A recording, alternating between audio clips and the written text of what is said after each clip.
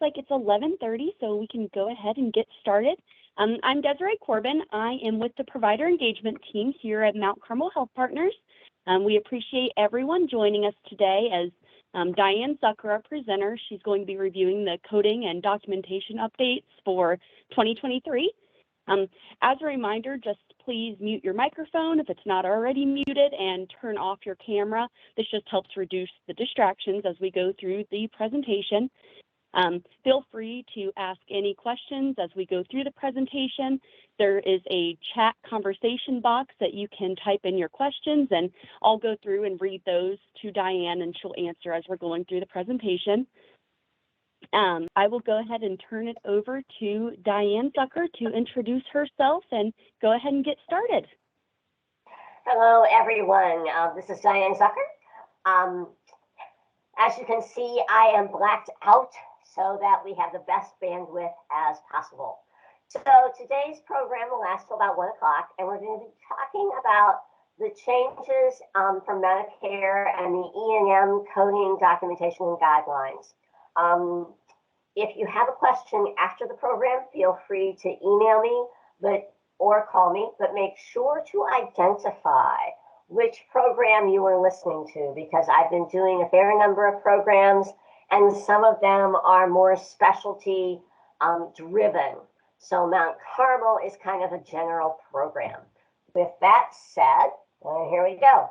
Our agenda today is to review the changes in rules, regulations, and process for Medicare and Medicaid. We'll talk about the general CPT coding changes. We'll detail the social determinants of health, have a brief look at prevention coding, and changes in the E&M documentation for office, hospital, and residential home setting. And somebody out there is still not muted, so make sure you mute yourselves.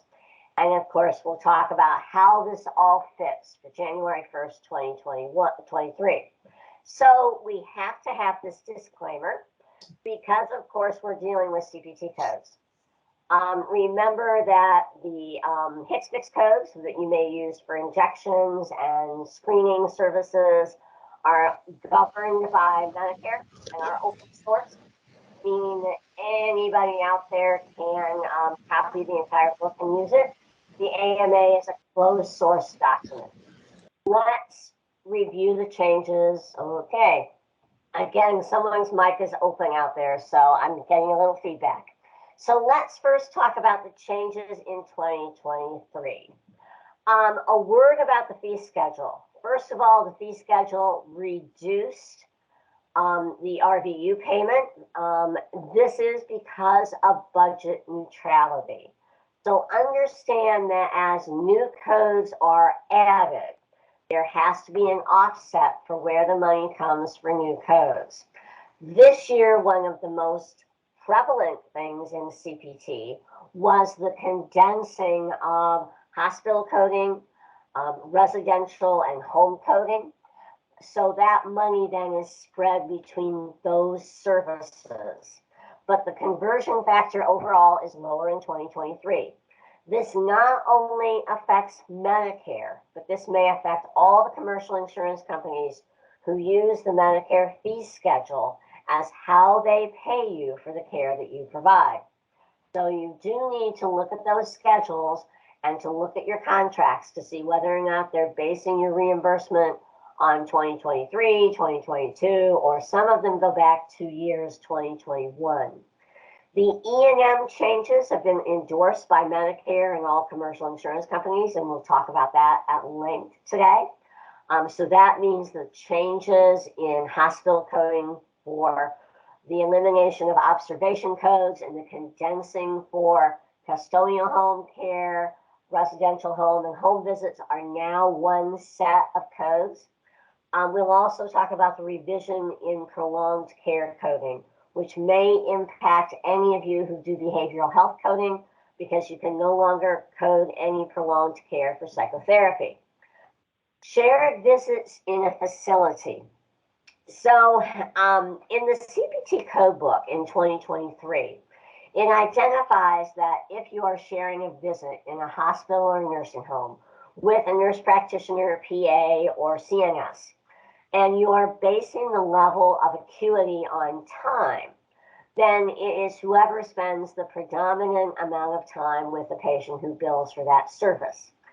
If you are basing it on medical decision making, Medicare is still in the process of trying to determine what a substantive portion of that medical decision making will be in terms of auditing shared visits in a facility setting.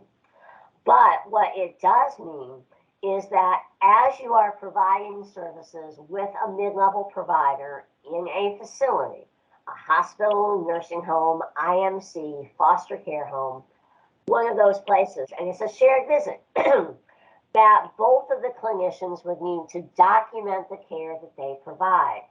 And my belief is that the physician who wants to bill for that service would have to provide a narrative of his or her role in the overall care process. Though Medicare will come up with a substantive portion definition by 2024, it is not just seen and agree or co-signature. There would need to be a narrative of your role in that process. Telehealth under the fee schedule continues. Medicare is continuing to evaluate the time frame of telehealth, how that works. One of the major changes in 2022 has been most insurance companies want you to use the place of service where the patient is. This also, when that happens, means that you may be coding the E&M service for where the patient is, not necessarily an office visit code, with the exception of a person at home when you're providing that service in the office for right now.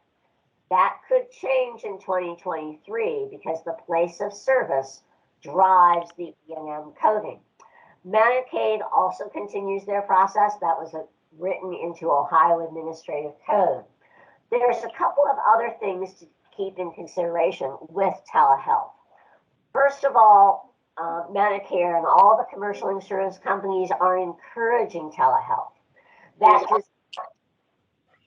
does not mean that there is not copays or deductibles or other things involved in that telehealth service, but it means that it is more acceptable. As you're looking at the CPT code book, it identifies with that star the services that can be provided via telehealth. For those of you who are listening in that are part of a federally qualified healthcare center or a rural healthcare center, there is a waiver on the face-to-face for 121 days after the pandemic ends.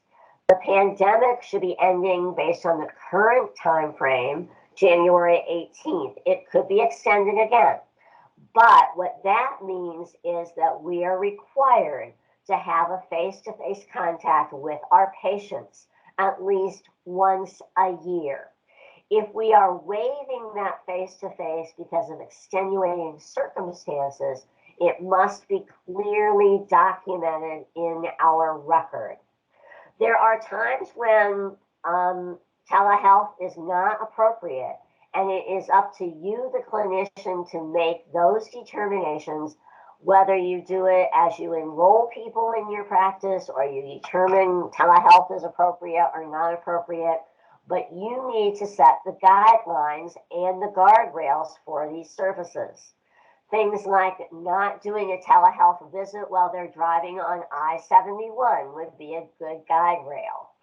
Making sure that if they are providing a telehealth service in a common area, like a store or a library, that they understand the risks and benefits, and they also understand the need to protect their privacy.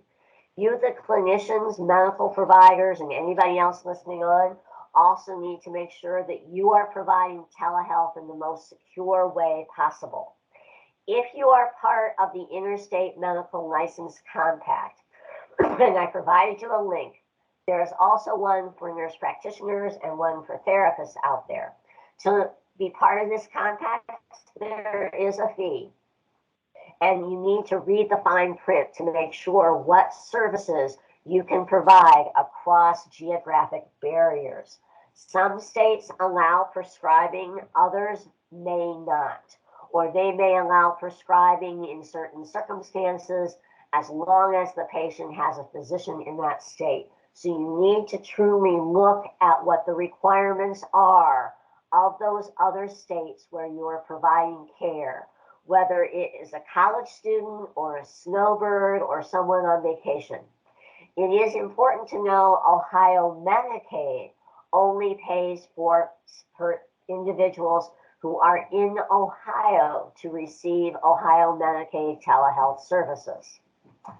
When we look at the documentation for telehealth, making sure the consent's in place, making sure that you've tracked that once a year face-to-face, limiting what services you agree are appropriate for telehealth for Mike or Molly, a review of the insurance contracts, because not everybody views telehealth the same. Also, as of last July, making sure that your audio, video, or your chat services are secure and through an encrypted, secure process. You document the care just as you would any place else. If it is an individual who has a mental health or addiction concern, it is a requirement from the addiction and mental health area that you identify the specific location of the patient. Are they at home? Are they at their grandma's home on Worcester Road? Where are they? I also recommend for a HIPAA compliance process to make sure that you know who else is listening in on that conversation, because that may be where the release of protected health information comes from, not from your end. If it is care provided by phone only, whether you're using the telephone calls or you're using a CPT code that allows for telehealth and audio only, that FQ modifier is informational only, and that reflects that you are doing telehealth via phone only because of the patient's poor connectivity or their inability to handle telehealth technology.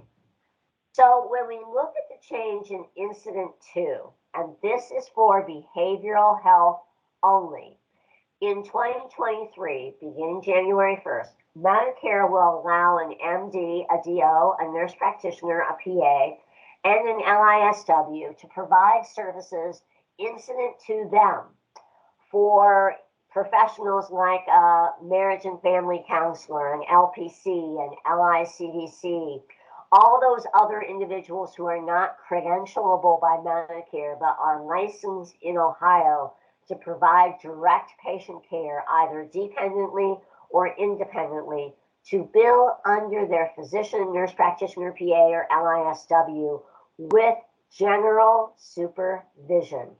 What this means is the incident 2 rule must be followed. That means that initiating or billing provider has to have evaluated the patient and initiated a course of treatment, whether it be therapy, supportive work, those things. And then that other level of provider follows that plan and documents that process in their note and bills under the physician, nurse practitioner, PA, or LISW. It is important to understand with this process that those lower level or non-credentialable people cannot do initial assessments and plans. That initial assessment and plan must be documented and performed by the person who they are billing under. But that person now can be remote. They can be at home when the services are provided.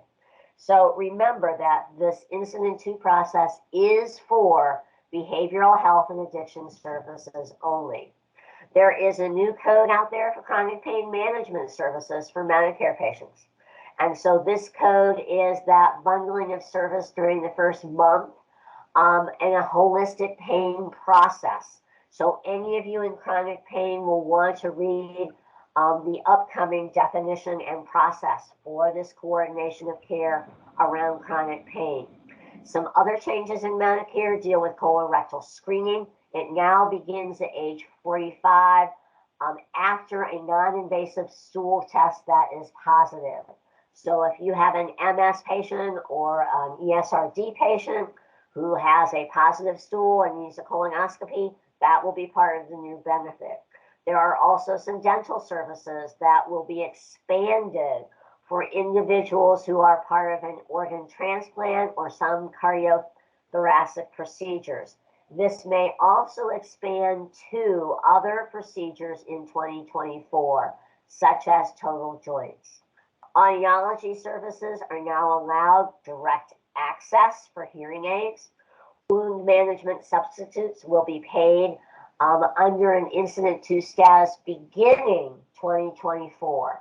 Now, if my nurse is doing this, the physician, nurse practitioner, or PA must be in the suite. As of 2024, it would be by direct supervision. Okay?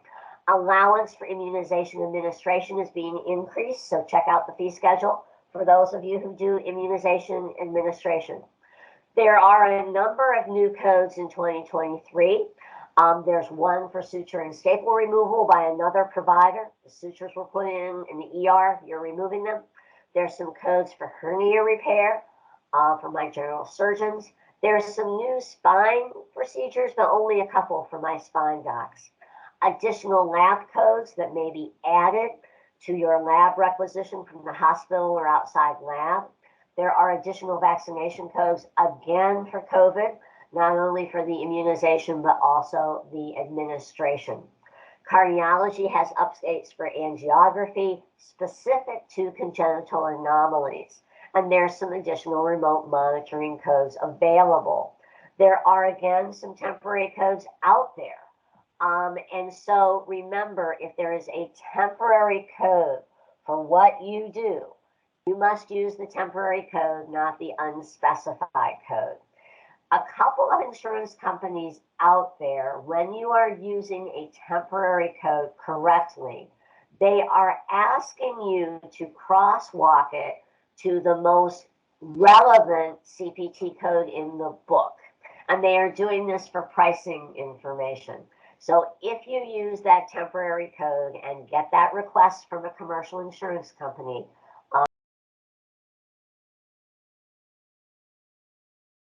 and oranges connect. These are the modifiers that were added in 2022.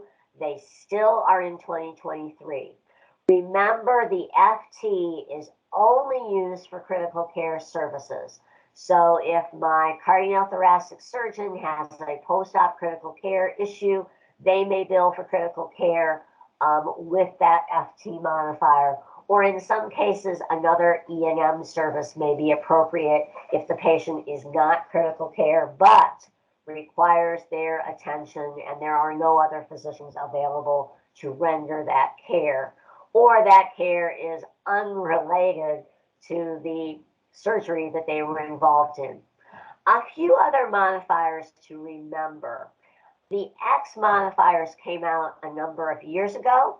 Make sure that if you are being asked for a modifier, if it is a separate identifiable practitioner, the XP, you're not in the same group or same tax ID number. It's not my doctor billing with my nurse practitioner, but maybe in the hospital, you're the admitting doc and another group has a nurse practitioner or PA come in. That XP modifier works wonders. Better than modifier 59.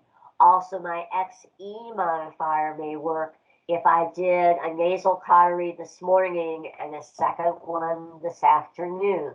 So remember these modifiers. They are almost universally accepted now by all commercial insurance plans, even Medicaid in Ohio. Modifier 25 has not changed. Modifier 50 has not changed. Modifier 50 is not valid for add-on procedures, especially in my spine guys. Let's talk about diagnosis coding for a second. As I was waiting for you all to come on board, I was answering a question about the issue with the MMR vaccinations right now. Many of you in primary care and pediatrics are doing an early MMR vaccine because we have an epidemic. Okay, all of you need to make sure you turn off your microphones, okay? We're getting a little feedback here.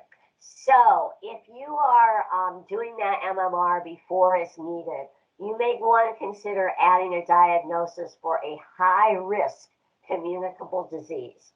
So when we look at diagnosis coding, we need to make sure that we are as specific as possible. Remember, 12 diagnoses can go on a claim form. And with the changes in E&M documentation to include social determinants of health, or high-risk medication or lab monitoring of a drug or biologic, it is important that we use all the diagnoses that are critical to the care that you provide. So as you think about diagnosis, when someone sends me a chart review, whether they want me to look at one note or a group of notes, the one thing that is a common issue is that you're using the same diagnosis forever. It is an unspecified diagnosis, but you're doing a very specific level of care. And you are using a diagnosis that has an extension code, and that extension code is way off. For any of you participating in today's program, you should turn off your microphone and your video so that you have the best audio-video response to this program. And I see somebody out there has a head on the program. So there are actually 22 chapters now in the ICD-10 process. They added a whole chapter just for COVID. Remember that most of you can use any diagnosis in the book, but you should be always identifying the primary diagnosis for which you are providing care for that patient today, not just the diagnoses that are in the problem list in your EMR. Chapter 21 or 22 is the COVID diagnoses. It starts with UOO and ends with U85. When we look at social determinants of health, and this is critical when you're looking at outpatient visits, nursing home visits, home health visits, home visits, hospital visits. These are those 5 areas that may impact the delivery of health care to your patient. And they include neighborhood health, social education, and economic stability. In 2021, social determinants of health, if addressed during an office visit, would help support a moderate level of acuity. In CPT coding land, that's 99204 or 99214 in the office. In a nursing home, that might be a 99349. In a hospital, it might be a 99222 for admission.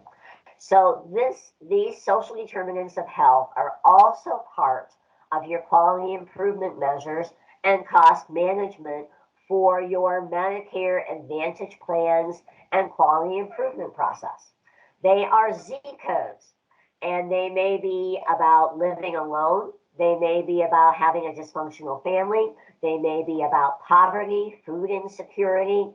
They may be about foster care. There may be about sibling rivalry. It could be about the death of a loved one and unable to have closure about that death. Many of you have patients who died during COVID and they're still actively grieving because they never got to have a funeral. There is a Z63 code for that. You may have problems in the legal realm. You also may have problems with compliance. So as you're thinking about what things that you might add to your narrative in client-patient care, we are all having a lot of stress at work these days. We may be having issues with alcoholism or drug addiction in our families. We may have other stressful events in our household, someone moving in or moving out. We may have a do not resuscitate status.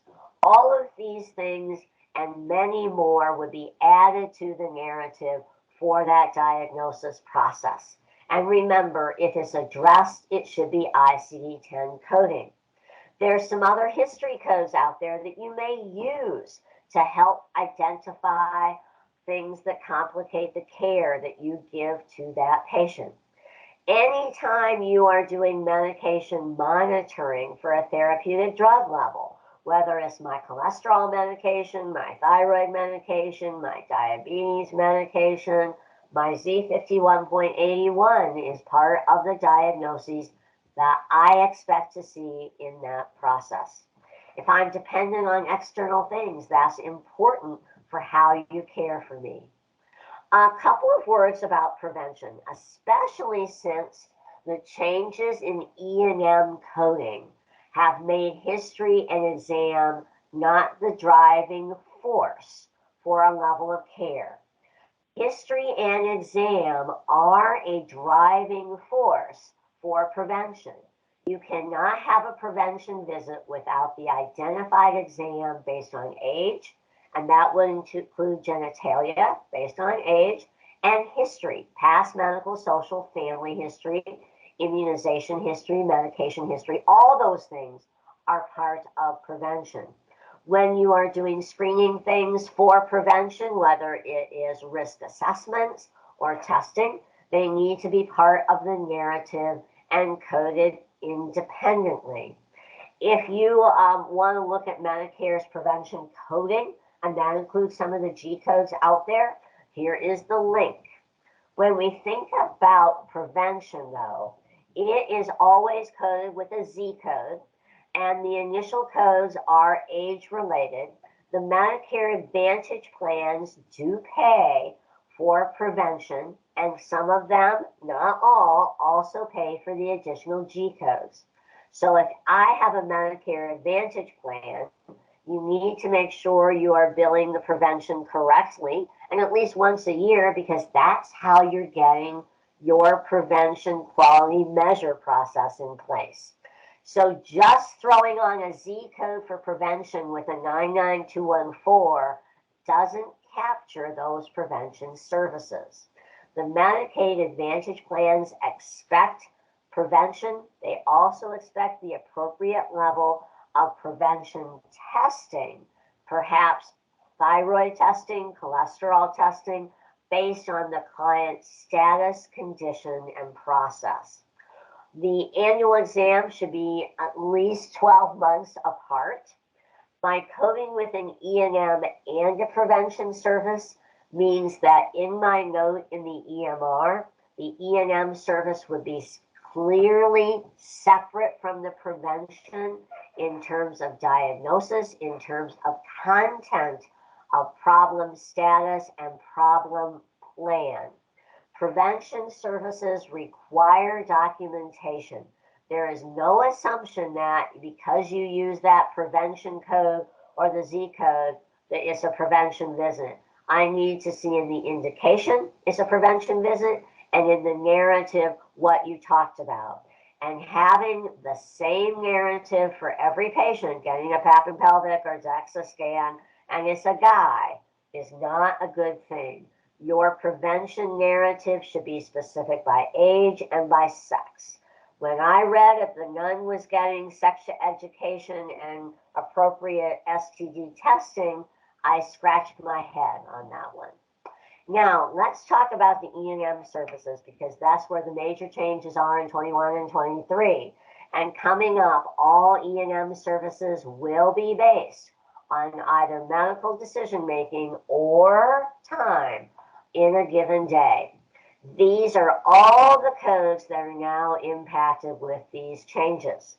So every single E&M service that you provide anywhere now has a different description of how you would document and reflect the care you provide.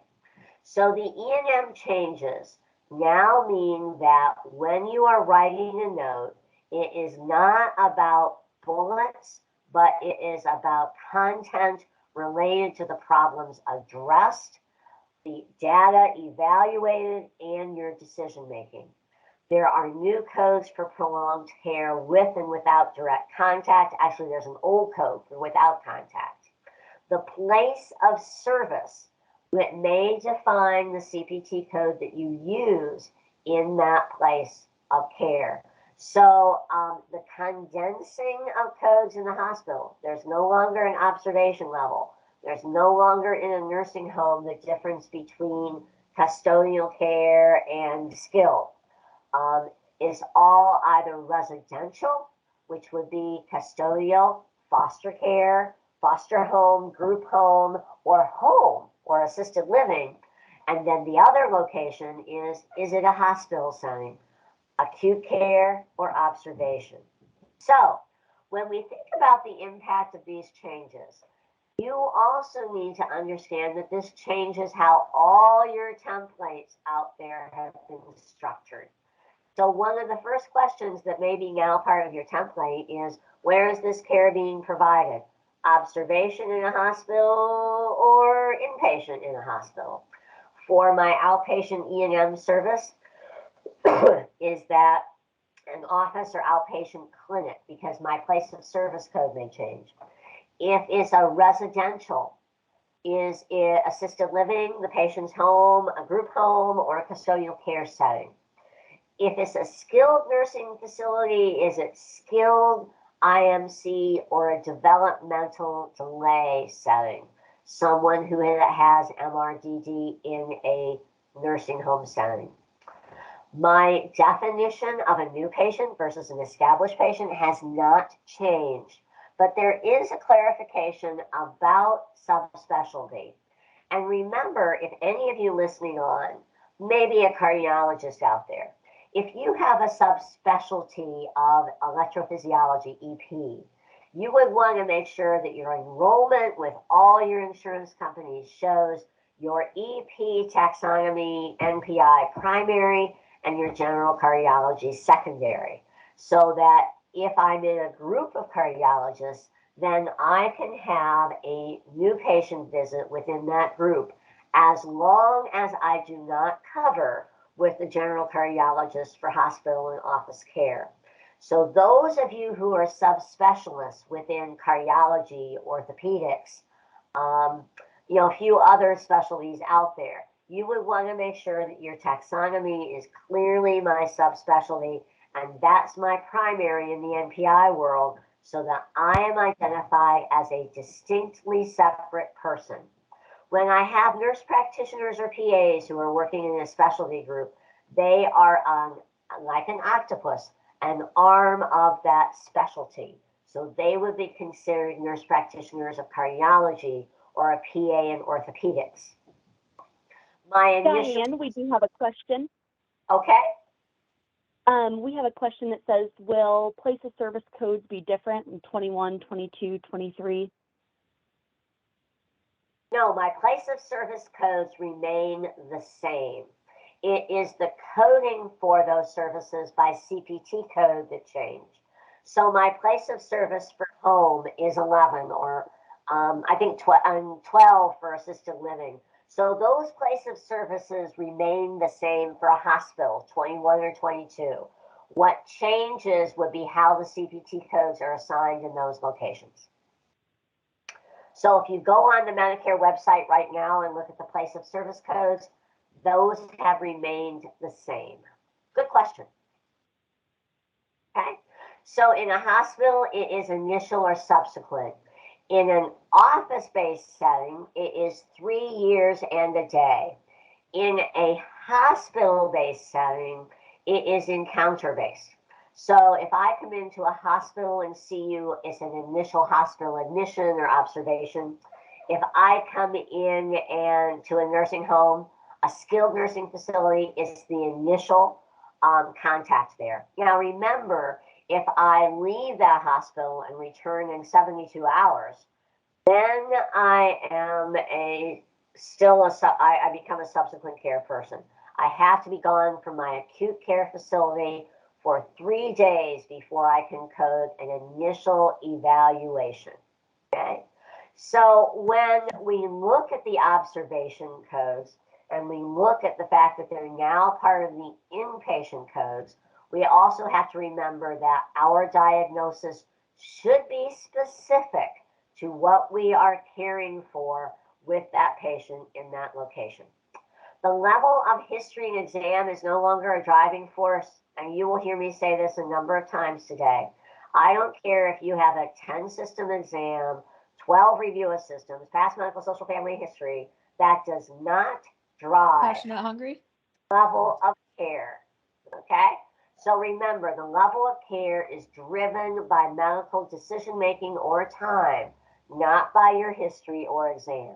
Now, I do expect history and exam to be documented at the level required to get to the acuity of the care. So every single CPT code dealing with E&M says pertinent history, pertinent exam, or total time of day in clinical care activities for the date of care. So you may be required from time to time to have a more robust history and exam. When you're admitting me to the hospital, they're going to ask you for a complete H&P. That does not drive the level of care. Also, when we look at the time of day in a clinical care activity, it is your time, not your support staff's time. So it's not the nurse, it's not the MA, but it is your clinical time involved in care. There are 4 levels of medical decision making throughout all CPT codes. However, straightforward is not an option for inpatient medical care in a hospital. So it's either low, straightforward, low, moderate, or high. The medical decision making is defined by the number and complexity of problems during an encounter, the data used, and the risk of complications and or morbidity, mortality of patient care management. So this is where it's important to have the right diagnosis coding. And this is the decision-making tree for a new patient in an outpatient arena, such as your office or outpatient clinic. So you follow this track and figure out whether I'm new or established. There are some annoying insurance companies that look at new or established by tax ID number, not by subspecialty or taxonomy. And that is a contracting issue. So when we look at the outpatient, that's my place of service 11, 22, 53 if you're a community mental health center, or 19 if you're one of those remote hospital outpatient clinics. Again, 99201 was deleted 2 years ago. Each and every single one of these is by medical decision making or time. The outpatient office codes have a time range, whether I'm new or established. I can only add prolonged care code, and this is for all E&M services when I have gotten to the highest level of code by time. So I cannot add my 99417 to a 99214. My prolonged care can only be added to the maximum level of time in a CPT coding family. In the office, it's 99205 or 05. In the hospital, it would be 99233 or 99223 or 99233. So here, these are the codes impacted, okay, by these changes. So as we go through these slides, it's important. My facility places of service are inpatient, ER, inpatient rehab. There is no observation place, interestingly enough, and there's a question about that from the Medicare standpoint. But these are where I would be using the new inpatient codes. And as you look at these codes, do you have a question? We do have a question. Okay. Yeah, someone wants to ask if you could explain in further detail the contract issue with the TIN versus taxonomy. Okay, so when you sign a contract with Zebra Health as a group, and if you're a subspecialty group, in that contract, it may say the patient is only new to your group once, no matter who in the group sees the patient. Or it may have a clarification that patients may be coded as new based on individual specialty of the providers involved. So there's a contract out there, and I actually read it over the summer, that said no matter who in the group, and it was a multi-specialty group, saw the patient first. That was the only one who could build a new patient code. That, by the way, is how all hospital and facility contracts read. It is only groups that are not part of a hospital-based program that can bill a new patient based on taxonomy or subspecialty of the provider. So some of you who are in a hospital-owned group may find that your coding gets changed on the back end from new to established, and that's because oftentimes my group contracts through a hospital-owned entity default to you can only be new once. And that is a contract issue. Looking at the hospital coding here, notice the time for the hospital codes are set. Office outpatient are a range. Hospital, admit, or observation are set. Again, the same coding process. Appropriate history, appropriate exam, and driven by medical decision making or time. Again, the code is very specific about when I can add prolonged care. I have to be 90 minutes, and this is the same process for Medicare in all of the inpatient and facility-based codes. These are the follow-up codes, and so it is important to look at the level of this medical decision. Did you say something? It's important to look at the level of medical decision-making when you're selecting a code. My hospital discharge codes have not changed, but they include observation now. So if I have a longer observation, I can code that. Admit and discharge on the same day, same process. History and examination, my time again is set. If I'm in observation for 100 minutes, I can add prolonged care. One thing to know about observation is the requirement now in the CPT code book is that you have seen me twice in that day. That it's not just one contact, it is 2 documented contacts. If you only see me once and it's an admit and discharge on the same day, you are required to bill those under the hospital admission or observation codes, the 99221, 99222, or 99223. My hospital inpatient and observation codes have this process in terms of how you are coding the care. If another qualified healthcare professional is responsible for the discharge, then they are billing the discharge day. If you're not billing the discharge day, then you can bill for the E&M services. And these are those codes for discharge. When we look at consultation codes, they have now dropped to 4 levels, both in the office and in the hospital. Okay? Diane, we do have one more question. Sure. Someone mentioned that they have experienced Anthem is refusing payment of prolonged care codes in the office. Do you know anything regarding that? So when we have prolonged care, there are some insurance companies that require additional documentation. And we're actually going to talk about that in a little bit. So we'll talk about that when we get to the prolonged care coding. So good. The consultation codes are, remember, when you do a consult, it is a request from another physician or qualified healthcare professional. You need to make sure that that's documented. If it's by the patient or the family member, that is a new patient. Also, if you are immediately assuming management of the problem, that is not a consult. That's why Medicare discontinued paying for consults in many cases. The consult code structure is the same as all the other codes. I can add prolonged care only to the highest level of codes. Again, if I know I'm following up with this patient for management of their problem, not for a diagnostic assessment, I'm billing the new patient codes either by office or other location. These are the codes in question. Again, they have set time frames. And for the outpatient codes, I'm billing the outpatient prolonged care. For the inpatient, I'm billing the inpatient prolonged care. When we have emergency room care, place of service 23, If you say, meet me in the ER, and they don't necessarily see the ER physician, then you would be billing outpatient office visit codes. Otherwise, the ER physicians would be billing the ER codes. Other physicians can bill the ER codes as well, as long as they are providing ER levels of care. However, notice the ER levels of care have no time involved.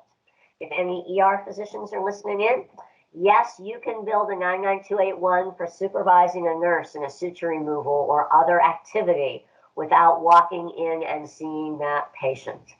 Nursing home services, notice the skilled nursing facility services are 31, 32, and 54.